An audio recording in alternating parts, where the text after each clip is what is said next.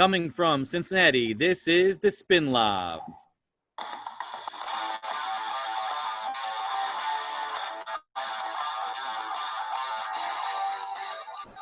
Welcome, everyone, to the Spin Lob, Season 1, Episode 13, titled Mom, Dan Keeps Hitting Me, as we talk to two brothers who played locally here in Cincinnati, then played at the Division I and II level, and now one coach is in California, while the other one is back here in Cincinnati as a head coach of Walnut Hills. The Spin Lob is produced and recorded live by Mike Jones and Nick Helwig. It's supported by the Ohio Squirrels Water Polo Club. You're never too old to get in the game. Go nuts. And by Marlins Water Polo. For the love of the game, there's Marlins Water Polo. This podcast is all about Ohio water polo and how it fits in the national scene. It's also a combination of what's going on in Ohio, the Midwest, and at the national level. Last week, we did a double cast drop as we talked with the head coach of Napoleon High School, Mike Nye, and his daughter, Maddie Nye, who plays at Gannon University, as well as one of the guys who's helped grow Texas water polo, Joe Linehan. Nick, correct me if I'm mispronouncing that, but I feel like it's Linehan. Is that correct? I believe so. Okay. We also had a buy one, get one free special in our first spotlight as we talked with the head coach of both Thomas Worthington and Worthington Kilbourne Women's, Olivia Miranda, and one of her players joined Melanie Fisher. And then on the other side of that, we got to hear from Brown University's Felix Mercado talk about the state of Division I water polo, his program, and how coaching has been a part of his life for such a long time. We hope this cast finds you in good health, and please remember to wear a mask. We know these times are providing anxiety, people are catching cases and things like that, but just please remember to wear a mask. We want to have a fall season, and the only way we can do that is by slowing down the spread of COVID. Now on to Nick with an update from Ohio Water Polo. Thanks, Mike. Welcome back from vacation. Just warning you, Felix is making a move on your hosting spot. So, it could also be mine, whoever doesn't work as well, I guess. So, but it's glad to have you back on the cast with us. We are only 1 week away from what should have been the start of the 2020 fall season. Club teams are wrapping up their final practices this past week. The Ohio Squirrels are staying in stride, social distancing, of course, but it should all be kind of changing to the high school season now. Though this afternoon, the Ohio Water Polo Association, which I'm the secretary of, had called a meeting of all the coaches to determine what was going to happen with the fall season. A lot of this also came up because on Thursday, the OHSAA made an announcement of the fall protocols, which included like everyone not in the field wearing a mask. That's coaches and referees, those on the bench, fans, all had to be masked. Reducing travel rosters, not switching benches, contamination, no handshakes at the end of the games, just to name kind of a few things. And the majority of the coaches that attended the Zoom call, actually the majority of all coaches that attended, felt like one of the things we needed to really take into consideration was the health of the players, the coaches, and the fans, and then how would, let alone the tournament, or what was advised, and the coach unanimously voted to move the fall season to the spring. Michigan also takes up their vote about doing the same. Now, there's talk about trying to make this a permanent move, but right now, took place this afternoon, only affects the 2021 season. There is talk about coming on later on. And that's really all the update I have now. So let's turn our attention to the brotherly duo out of Milford, Ohio, Dan and Dave Matulis. Welcome to the program. Hey, thanks for having us on. Yeah, thank you. So we all know you fairly well. I think Nick's coached against both of you. Maybe Nick coached you, Dave, a little bit with the Moose program. I have read both of you, which I know there's still a little bit of tension, and I appreciate that. But I think we've had a pretty good partnership since the beginning of when we all started kind of playing water polo here and there. So to give the audience a little bit of a taste on kind of get to know you a little bit more, can you start off, Dave, with kind of a little bit of your background, how you grew into the sport, where you played at the collegiate level, and what you're doing now with water polo? Yeah, so I really got started in playing water polo in 7th grade. Gary Tamaris, when he was the coach over at Milford, ran a spring like intramural water polo thing for the high school and junior high in the off season, and so that was kind of how I got my taste of water polo. And yeah, like you said, I played at Milford High School through high school, and then I was fortunate enough to get recruited out of high school and wound up going to Mercyhurst University, which is in Erie, Pennsylvania. It's a Division II program up there, and yeah, it's been a great 4 years there. I was fortunate enough to get some accolades and awards, and then I got the opportunity to stick around in Erie for a 5th year up in the snow and coach a Division III program, Penn State Barron. And yeah, after that, I decided the snow was enough and moved back to Cincinnati and started playing with the Squirrels just to stay involved in the game a little bit. And all the while, I was coaching with Nick at Marlins over the summer too, to stay involved. Yeah, it's been awesome having Dave on the sideline. He's actually been coaching with me on and off for a long time. And I actually had a conversation with the Penn State coach about, you going to coach up there. And I joked with him that you're stealing, one of the best coaches I have, as a reference for you, Dave, back when you're looking at going to coach with Penn State. Yeah, I appreciate it. I think your reference might have been the deal breaker up there. And that name, Gary Tamaris, is probably as old as anyone around here that's been a part of that sport. I mean, he has been a stable body in Cincinnati, Ohio water polo, even in the Midwest. Actually, he's kind of related to me as my brother's married to his daughter. So this is how close and we are in the water polo world. We all have these like connections that are like everyone knows a little bit of everyone, which is great. Absolutely. Yeah. Dan, and I don't know if you know this story, but it's one of my favorite stories about you when I first started coaching. I think it was my first, maybe my second year coaching, and I had to coach against you. And as a new coach, going up against someone your size is rather intimidating. But the Milford pool is really shallow, those who don't know. And there's no possible way you could ever tread in the shallow end. And so when I complained to the referee about that, he told me, he goes, well, just tell your guys to stand. I said, no. It's not my player's fault that he's like 7 foot tall. That's Milford's problem, not my problem. But that was like my first instance of having to see you play, and it's nerve-wracking. That's awesome. That's fun. Yeah, you're right. That shallow end in Milford, very shallow.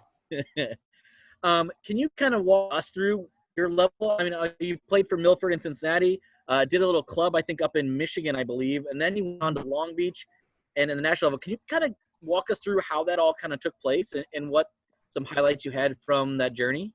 Yeah. So obviously, I think, just like Dave starting out, we actually, even before spring water polo, we swam for Gary Tamaris with Milford area swim team a long time ago. So we always grew up in the water.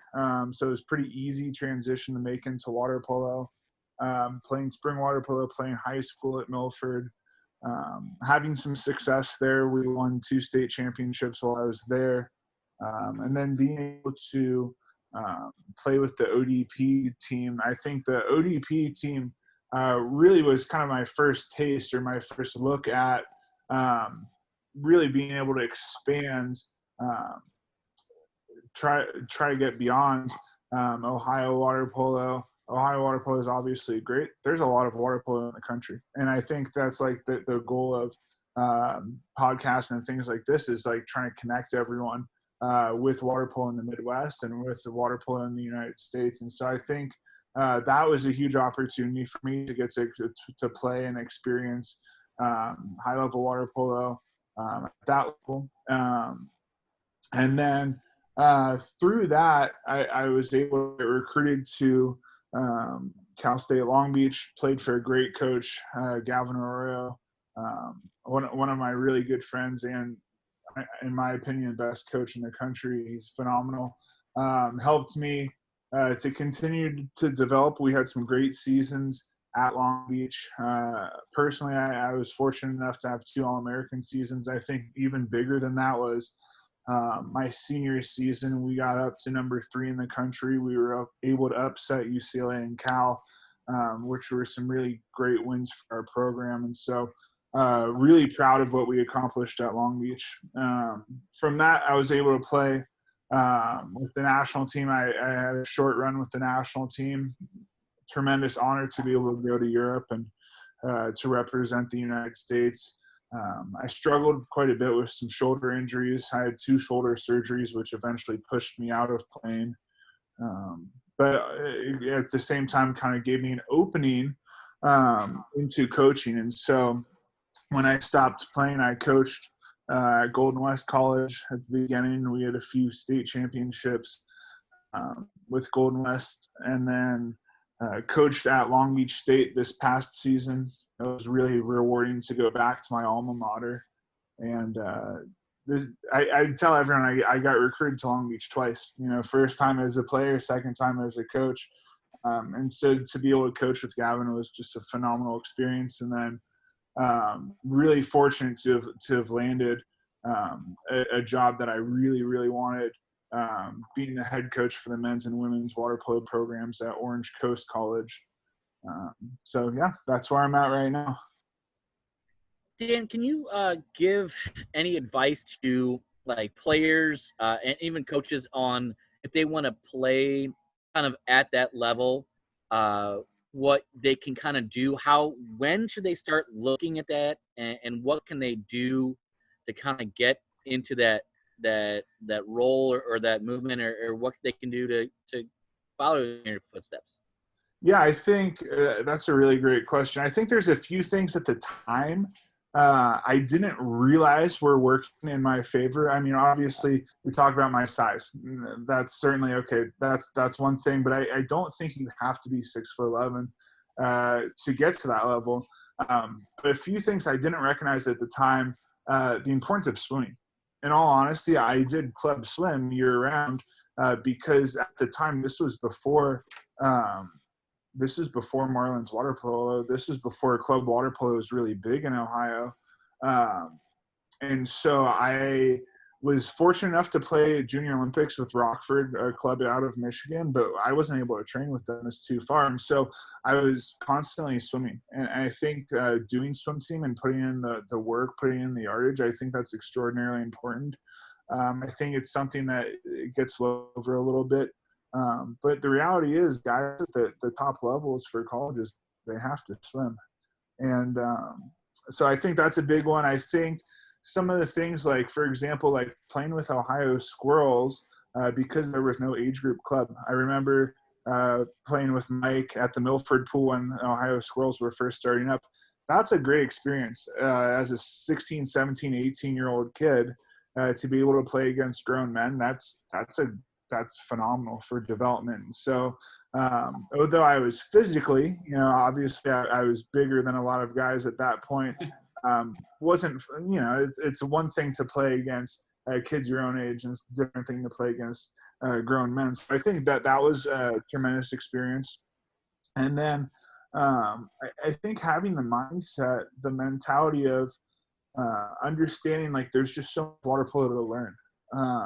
Something Gavin told me when I got to Long Beach, I mentioned, I was like, gosh, I feel like, I'm a little bit behind as far as, experience and just playing it with the physicality. I think that's one of the biggest differences is the game's very physical at that level in college, but also just an age group in California in comparison to Midwest water polo. And he told me, I'll never forget this. He's like, actually, you're in a great spot because you don't have any bad habits to unlearn. And what he meant by that was I came in with the mentality of, hey, I need to learn and I need to grow. Whereas players, it's easy to get complacent and say hey, I was good when I was 16 or I was good when I was 17. I played for a top level club, so I'm good.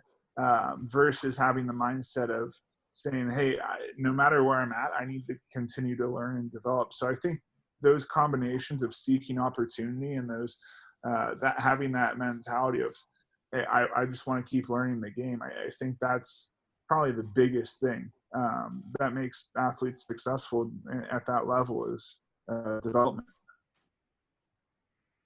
I mean, you hit on something that Felix definitely mentioned last week too. He talked about, players being coachable and wanting to continue to learn and know that. And I think you drive home that point is, players here want to continue to learn because we still have more to learn. So that might play in their favor. Now, Dave, you decided to go out east instead of west.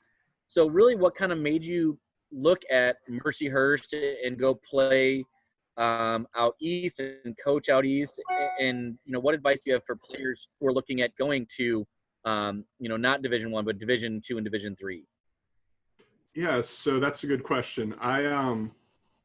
For me, I knew going out of high school, growing up and watching Dan go on and have success at playing the next level in college, that it was really something I strived to do. And so I really only looked at schools that had varsity water polo program. And, for me, after I knew that I wanted to do that and I wanted to play NCAA water polo, the next was just finding the right school that fit.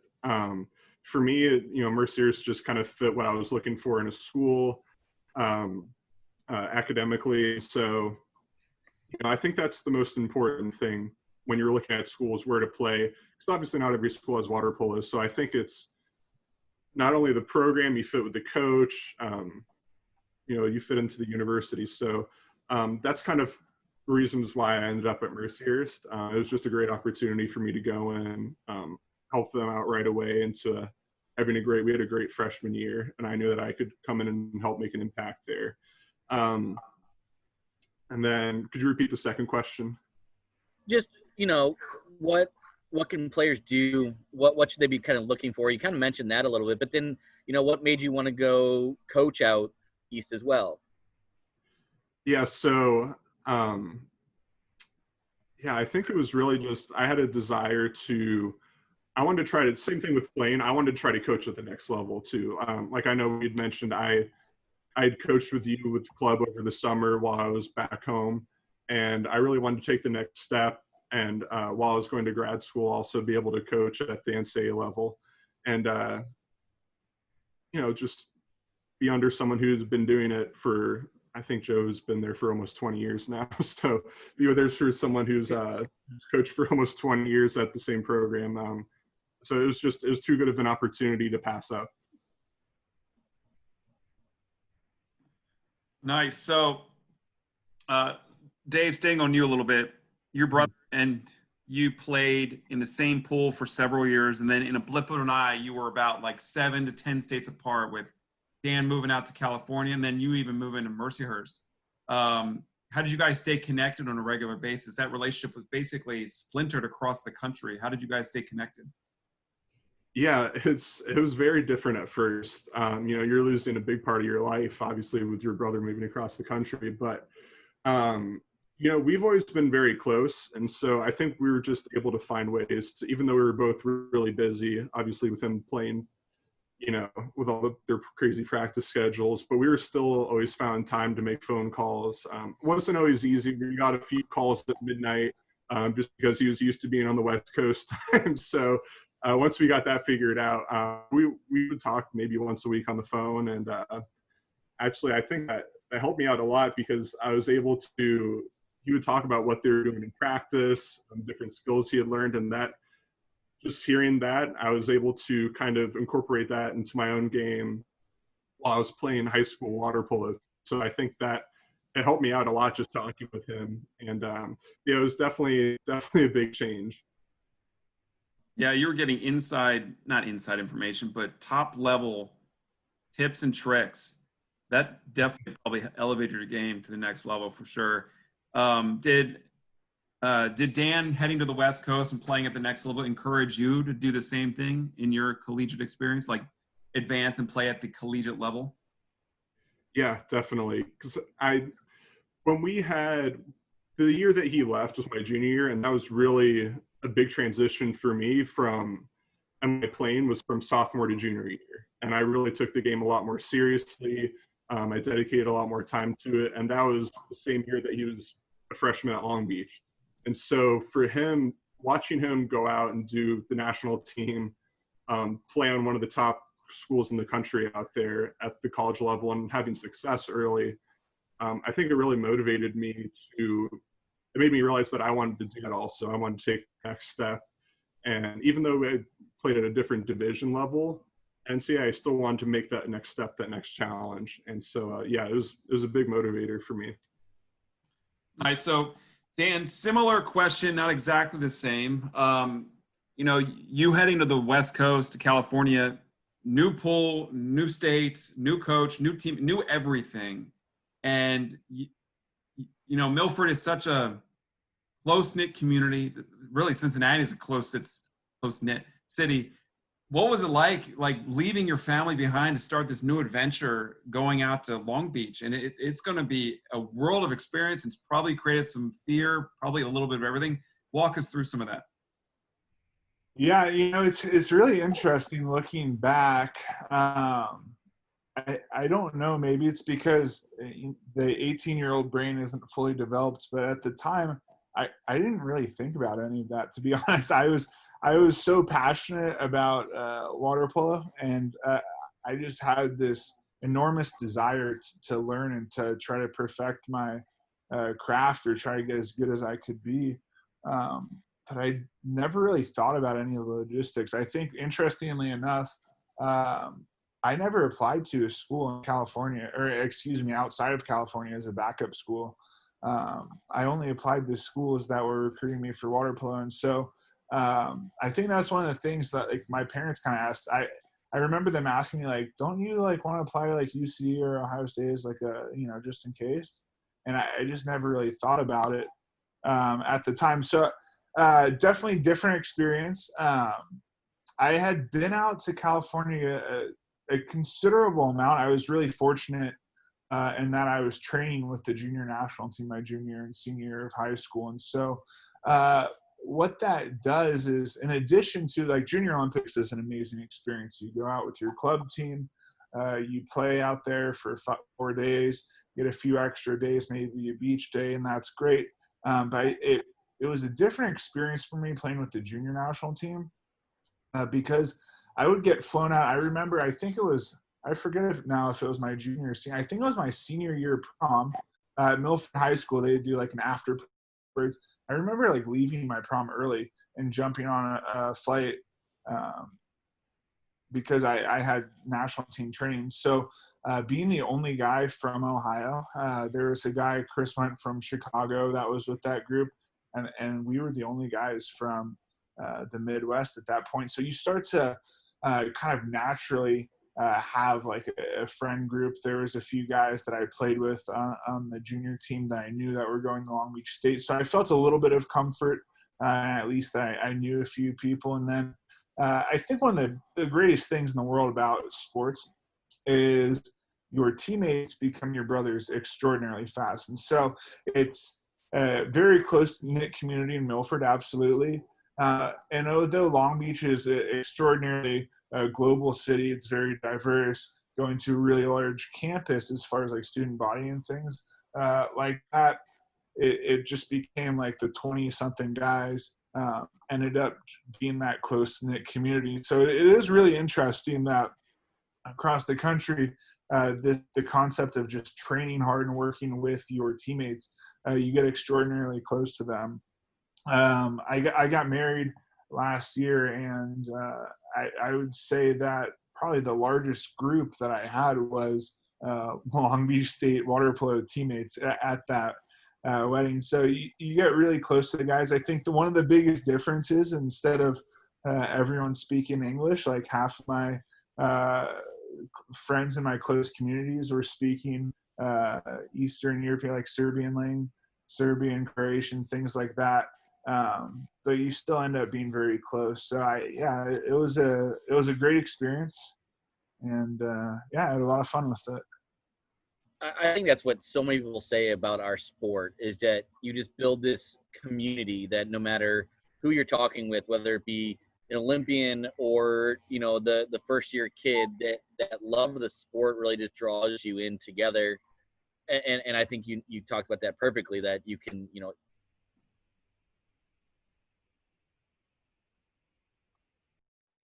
I think we may have lost Nick there a little bit. So I'll re-ask the question. So, with the idea of, I'm just going to go ahead and mute Nick for now. So with the idea of meeting new people and forming this group out in the West Coast, that's fantastic. Speaking of forming new groups, Dave, with your new initiative going on with the newest high school program that I'm aware of with Walnut Hills, what are some highlights you have coming up for the now spring 2021 season, if you have any? Yeah, so it's great. We're entering our second season of playing. Last year we kind of did a combined co-ed because we didn't really have enough to split between guys and girls, and so we had a co-ed group playing on the men's side. But yeah, so this year we're gonna split between guys and a girls team, which is awesome. And yeah, we have a really good group of seniors, a good group of on the guys' side. We have a great group of seniors on the girls' side too returning. And I think the best part is just seeing, I think everyone except for maybe 2 or 3 people on Walnut Hills had played water polo before. A lot of them were swimmers, but they didn't know anything about water polo.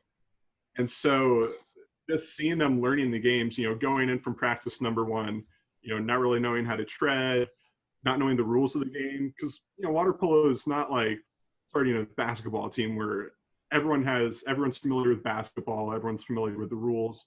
Like no one really knows the rules or how to play or the flow of the game. And so I think that was probably the coolest part, was to see how quickly everyone was able to kind of pick up on all the little things that if you've been playing for a while, you don't really think about anymore. Like, what is a foul? It's just like all the little basic things that you have to go and almost relearn yourself while you're coaching, so that you're able to explain it to your players that really have no clue what you're talking about. So I think that was just the coolest part, was to see them kind of pick it up really quickly. And we have a couple, almost all of our players, they developed a passion for it, really. I get emails all the time like, hey, when season's starting, I'm looking forward to it. Unfortunately, we're moving it back to the spring now, but we'll have to wait a little bit longer. But it's just to see that team camaraderie being built, and just the team really looking forward to having a great second season. Don't forget to tell them to cut their nails. I always forget to tell the freshmen this, because it's something I don't even think about anymore. And then we get to the first game, and like half of them have to get their nails trimmed. Yeah, and there's only like one person that remembers to bring a nail clipper, and so you have 10 people trying to share one nail clipper, and it takes like 15 minutes. And I think one year we were about 3 weeks into practice, and I would yell at the kids to square out, and it never actually told them what squaring out was. And so you just kind of forget these things because you've coached for a while. Yeah, definitely. And I know I remember teaching 6-on-5 at first, and I was going over the setup of the formation, and this kid raised his hand and he goes, what's an ejection?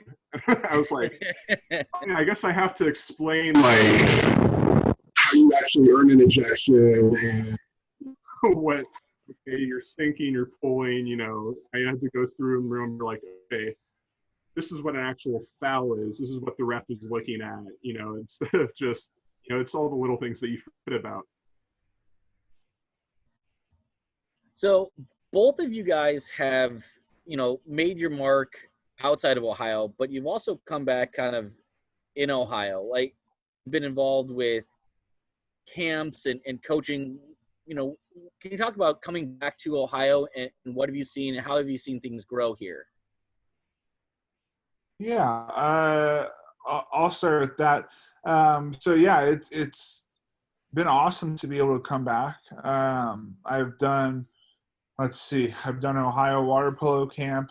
I've worked with Tony Azevedo. I forget what year now. I want to say 2017 or 18. The first time Tony came out and did the clinics, get to work with him on that. I've done a series of clinics. And so I think that, what's amazing is that I'm shocked by like the club level. I think the fact that there's clubs in Columbus, there's clubs in Cincinnati, getting guys to play and girls to play year round, or at least have an opportunity to play close to year round, is phenomenal. I think it's really, really excellent. So I'm really happy to see the growth with that. From what I can see, it seems as if there's a lot more opportunities with ODP. I remember when I was playing, there wasn't a single ODP camp in Ohio ever. It was always in Michigan. We went to either Rockford, Michigan, or we went to Fenwick High School in Chicago. And so to see those opportunities, like with the formation of the Great Lakes Zone, it's giving athletes opportunities and access. And so I think that stuff is absolutely phenomenal. And I think that, wanting to see it continue to grow. I think wanting to see, water polo is a growing sport nationally. And so you look at states like Texas, look at states like Utah, there's a lot of good players that are coming out of those areas. And Ohio has had it's been a small community of water polo, but it's been a strong tradition for a really long time, which goes really well with the fact that Ohio has such a great swimming culture as well. And so you have the athletes, you have the wants and the desire to play the game, which is phenomenal. And so I'm really excited to see where it's going to continue heading. And Dave, what about you? Yeah, so kind of seconding what Dan said, but it's really crazy to think back when we were in high school, and in Cincinnati there was 4 teams. There's just Milford, Princeton, Mason, and Sycamore, and now we have 6. I think St. X started my senior year. I think St. Charles was in like their 2nd or 3rd year, maybe my senior year, and to see those programs, huge athletic programs at the high school level, add water polo was really cool to see. And then like you guys have mentioned before, we didn't have any club stuff. I think you guys started Moose when I was a sophomore in high school, and so we didn't have any summer clubs for the longest time, really, so we could play year round. So I think and now in Cincinnati we have 2 or 3 clubs alone just in our city, and now we have a couple in Columbus, a few up by the Toledo area. So I think those are hugely important to be able to just play year round and keep the ball in your hand, stay in the water. On top of that, we have people coming back and giving clinics. Like I know, Dan, you did a clinic here a couple of times. We've had Tony Azevedo come down to Cincinnati area a few times. We've had the 5-meter camp with Janai Kerr for the last, 3 or 4 years now. We've had Tom Rayer on goalie clinic. So these are all stuff that I really wish we had when I was in high school, to be able to play and, learn from some of the best players in the world, multi-time Olympians. It's really incredible that we have all these great opportunities here now in Ohio. And I think that's really helped elevate the level of play at the high school level. Just because we have so many more opportunities now. And I think it still needs to grow more at the high school level. Where I think we're still at 16 or 17 teams at the high school level on the guys side. I think like 10 or 12 on the girls side. So obviously at the high school level, we need to help and keep it going. But I think all these opportunities that, have kind of come the last really 3 or 4 years, it's huge. And I think it's going to go a long way to help elevate the level of play. All right, so final questions. This is kind of like a quick rundown. Dave, we can start with you. So what is your favorite drill to run in practice at Walnut Hills right now, or at Marlins? Ooh, it depends on how the kids in practice have been that day. If it's if I'm feeling a little disciplined, we will run the whistle recognition drill where you just have them swim back and forth.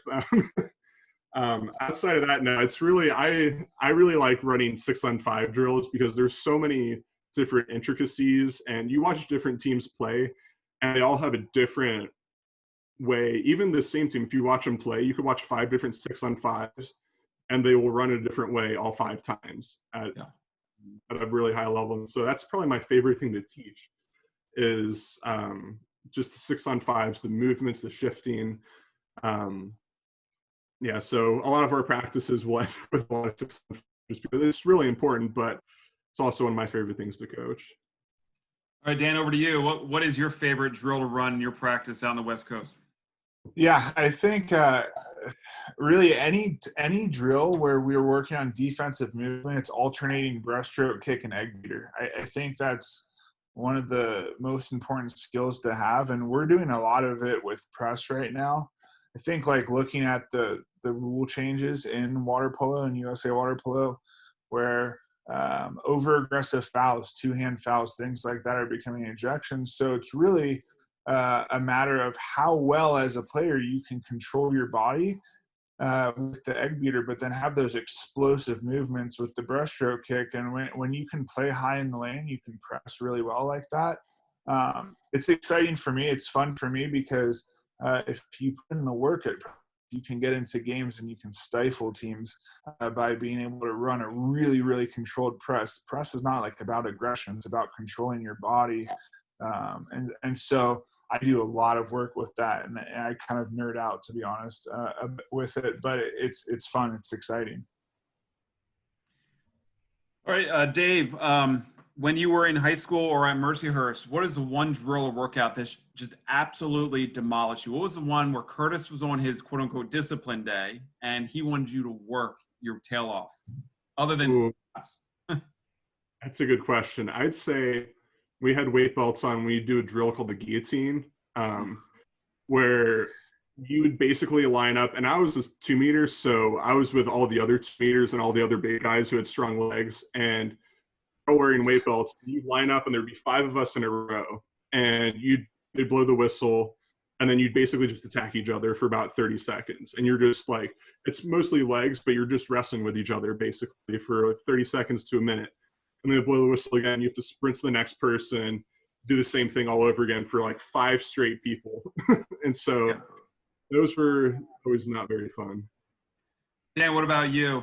Gavin or Gary, when they were on their day or their Yeah, so I think the one that takes the cake is we used to do a thing at Long Beach called virtual game. And I remember as a freshman, Gavin comes out, he's like, hey, we're going to do a virtual game today. And you're thinking like, wow, this sounds really exciting. Like, what is this? Like, this is great.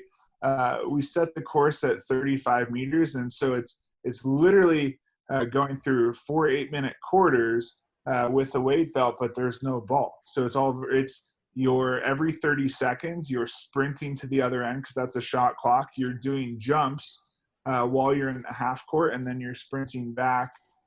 So it's just continuous. And so then you get like a 2-minute break between the quarters. So it grinds you out. And then of course, it wouldn't be virtual game if we didn't play overtime, because you have to be prepared for overtime. So those were tough.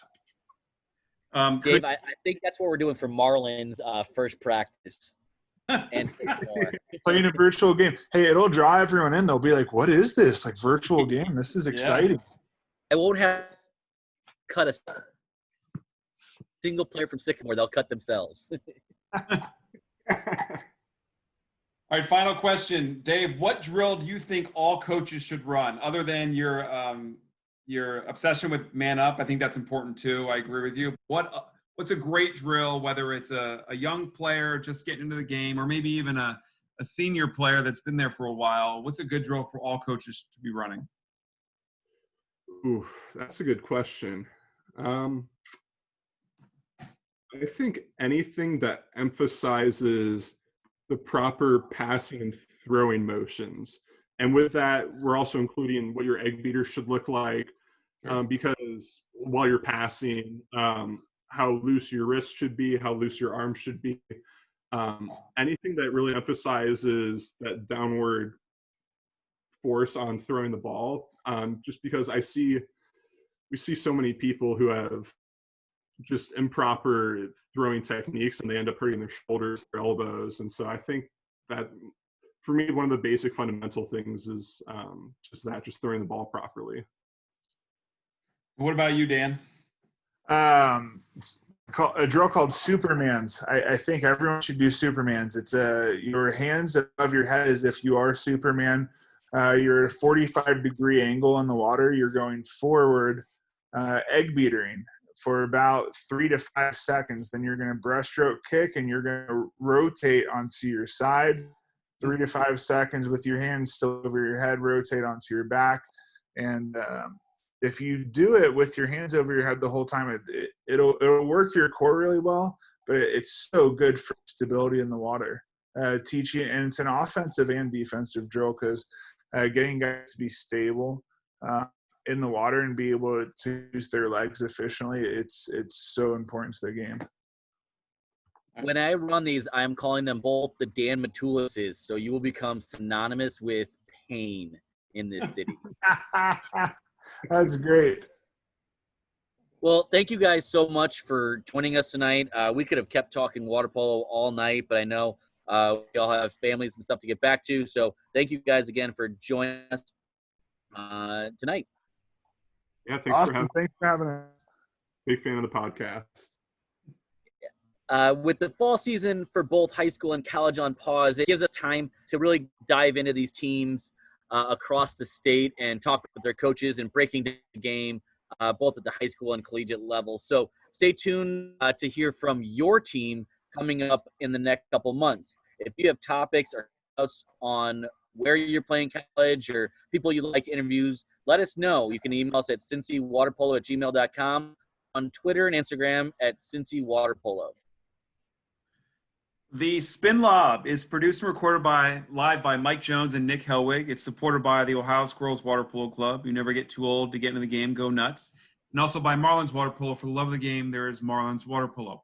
And our theme music is produced by Jason Shaw at audioandtubetix.com. Thank you, Jason. And see you next time on the Spin Lob.